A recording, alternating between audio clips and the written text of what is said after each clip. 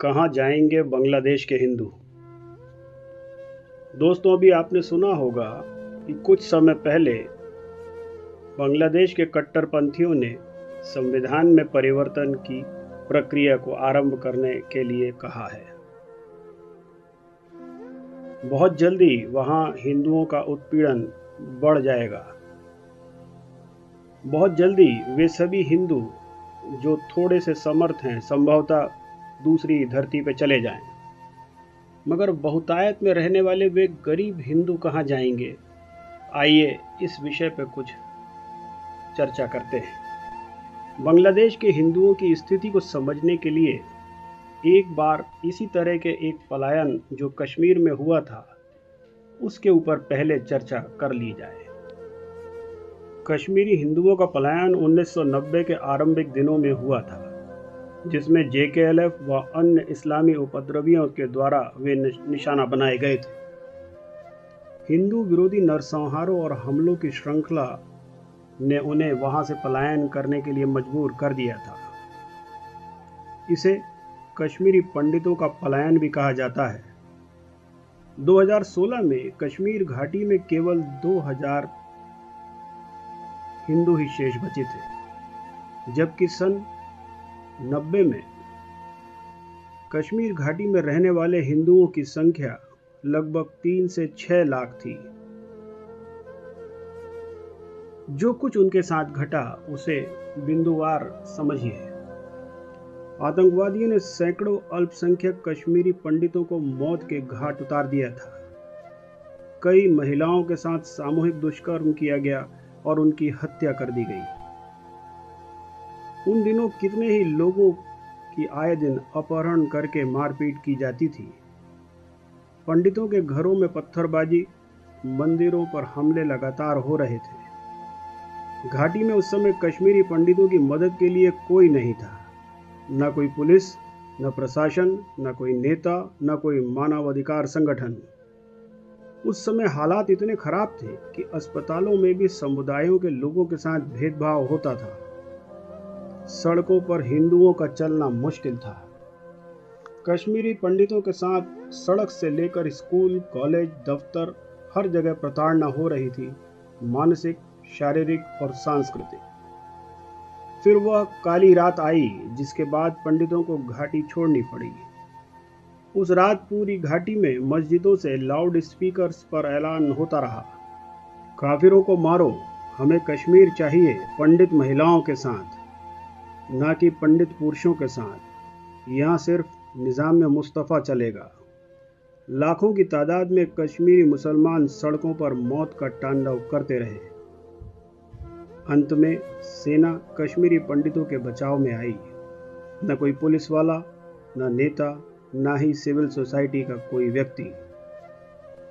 19 जनवरी 1990 की रात अगर उस समय के नवनियुक्त राज्यपाल जगमोहन ने घाटी में सेना नहीं बुलाई होती तो कश्मीरी पंडितों का कत्लेआम, महिलाओं के साथ सामूहिक दुष्कर्म किस सीमा तक होता, इसकी कल्पना नहीं की जा सकती। लाखों की तादाद में पीड़ित कश्मीरी हिंदू समुदाय के लोग जम्मू, दिल्ली और देश के अन्य शहरों में काफ़ी दयनीय स्थिति में जीते रहे, लेकिन किसी सिविल सोसाइटी ने उनकी पीड़ना पर कुछ नहीं किया। उस समय की केंद्र सरकार ने भी कश्मीरी पंडितों के पलायन या उनके साथ हुई बर्बरता पर कोई ध्यान नहीं दिया। 30 साल बीत जाने के बाद भी कश्मीरी पंडितों के खिलाफ हुए किसी भी केस में कोई कार्रवाई नहीं की गई। हैरानी की बात यह है कि सैकड़ों मामलों में तो पुलिस ने FIR तक दर्ज नहीं की। पलायन के बाद कश्मीरी पंडितों के घर में लूटपाट की गई, कई मकान जला दिए गए, कितने ही पंडितों के मकानों और बाग बगीचों पर कब्जा कर लिया गया, कई मंदिरों को तोड़ा गया, जमीनें हड़प ली गई। इन सब घटनाओं का आज तक पुलिस रिकॉर्ड में कोई केस दर्ज नहीं है। भय, उत्पीड़न, प्रताड़ना से ग्रस्त कश्मीरी पंडितों के समुदाय के लिए किसी ने कोई आवाज नहीं उठाई। किसी भी सिविल सोसाइटी के लोग या नेता ने पंडितों को न्याय दिलाने के लिए कभी कोई कदम नहीं उठाया। न्यायाधीश नीलकंठ गंजू, टेलीकॉम इंजीनियर बालकृष्ण गंजू, दूरदर्शन निर्देशक लका सौल, नेता टीकालाल टपलू जैसे इन समुदाय के कई प्रतिष्ठित नाम थे जिनको मौत के घाट उतार दिया गया था। आज तक इन सब के केस में कुछ नहीं हुआ। इनके अलावा कई नाम ऐसे हैं जिनके खिलाफ बर्बरता की गई, लेकिन आज तक कार्रवाई क्या केस तक दर्ज नहीं हुए। गिरिजा गंजू या फिर सरला भट्ट, जिनका अपहरण कर सामूहिक दुष्कर्म किया गया और फिर लकड़ी चीरने की मशीन से जिंदा चीर दिया गया, ऐसी सैकड़ों हत्याएं जिन्हें आज तक न्याय नहीं मिला है।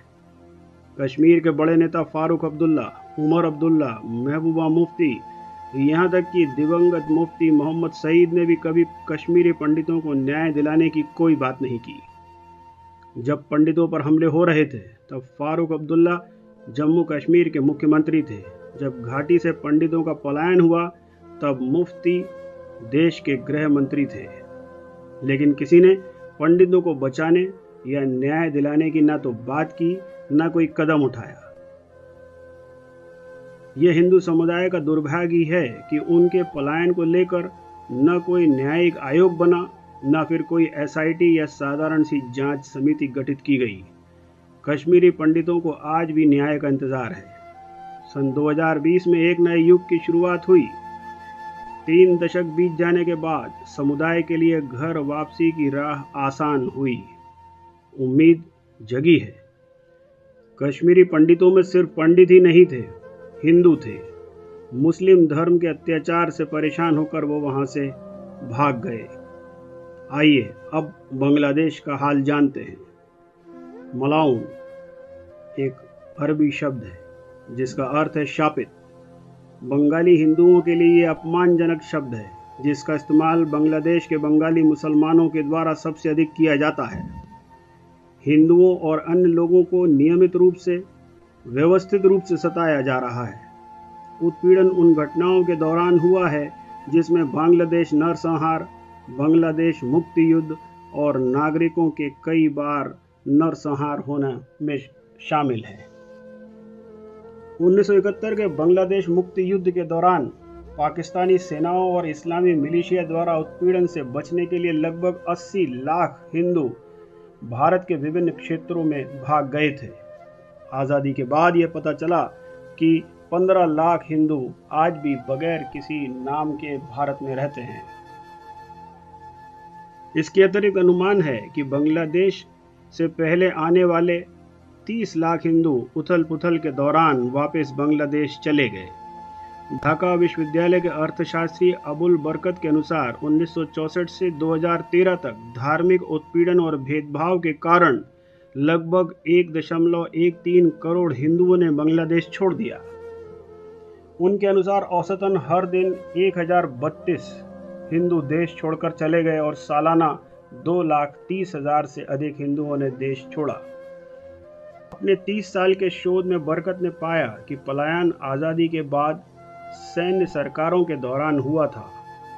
बरकत ने यह भी कहा कि वर्ष 2013 में 1.22 की बजाय 2.87 करोड़ हिंदू होने चाहिए थे, या दूसरे शब्दों में कहें तो हिंदुओं को बांग्लादेश की आबादी का 16 से 18% होना चाहिए था, न कि 9.7% जो अभी दिखता है। 1960 के दशक के बाद अधिकांश प्रवास निचली जाति के थे, एक प्रवृत्ति जो अभी तक जारी है। भाजपा के एक अनुमान के अनुसार बांग्लादेशी हिंदू अप्रवासी 75 विधानसभा क्षेत्रों में महत्वपूर्ण उपस्थिति रखते हैं, जो पश्चिम बंगाल की लगभग 1/4 सीटें बनती है।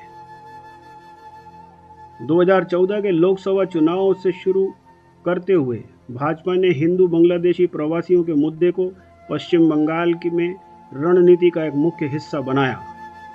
एक अनुमान से पता चलता है कि लगभग 2 करोड़ बांग्लादेशी मूल के निम्न जाति के हिंदू शरणार्थी पश्चिम बंगाल के विभिन्न हिस्सों में, विशेष रूप से दक्षिणी जिलों जैसे उत्तर 24 परगना, दक्षिण 24 परगना, नादिया, उत्तर और दक्षिण बंगाल के अन्य छोटे छोटे इलाकों में रहते हैं। उनका 70 से अधिक विधानसभा क्षेत्रों में प्रभाव है। वे सीए के माध्यम से भारतीय नागरिकता हासिल करने का बेसब्री से इंतजार कर रहे हैं, जिसे 2019 में भारतीय संसद द्वारा उन्हें नागरिकता देने के उद्देश्य से पारित किया गया था। यदि उनका धर्म हिंदू धर्म, सिख धर्म और जैन धर्म है तो ऐसे लोगों को भारतीय नागरिक बनाया जाएगा। उस विधेयक में पारित होने से पहले पश्चिम बंगाल के चुनाव अभियान में भाजपा द्वारा किए गए वादे मानदंड के अनुरूप थे। एक अनुमान से यह पता चलता है कि असम के विभिन्न हिस्सों में लगभग 20 लाख बांग्लादेशी हिंदू रहते हैं और पड़ोसी राज्य पश्चिम बंगाल में अपने समकक्षों की तरह भारतीय नागरिकता हासिल करने के लिए संघर्ष कर रहे हैं। तो क्या आज का बांग्लादेशी हिंदू भारत की ओर इसी प्रकार आशा भरी नज़रों से देख रहा है? क्या उसके पास भारत आने के अलावा और कोई चारा नहीं बचा है? क्या भारत उन्हें बांग्लादेश में ही किसी प्रकार की कोई सुरक्षा मुहैया करा सकता है? क्या विश्व में कहीं भी हिंदुओं के साथ होने वाले उत्पीड़न पर भारतीय समाज या सरकार की कोई जिम्मेदारी बनती है? क्या इस जिम्मेदारी को हम सार्वजनिक रूप से साझा कर सकते हैं? अगर बांग्लादेश के हिंदुओं के अंदर यह विश्वास पैदा किया जाए कि किसी भी अनहोनी के लिए भारतीय सरकार उनके पीछे खड़ी है, तो संभवतः उनका पलायन रोका जा सके। अन्यथा आज के अराजकता के माहौल में